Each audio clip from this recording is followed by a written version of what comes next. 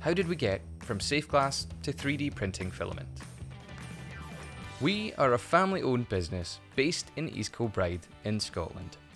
Our story begins over 20 years ago, when siblings Avril and Ralph started a company called Safeglass.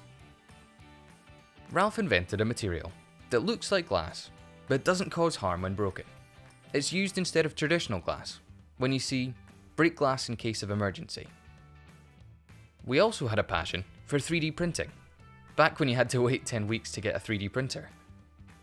We weren't fully satisfied with the filaments we found on the market. We wanted a material that was reliable and would print out perfectly every time. A filament to take the stress out of 3D printing. And so, using the knowledge gained from creating Safeglass, we made our very own filament in 2015. And that's when 3D Printworks began. You can see our full range of products on our website.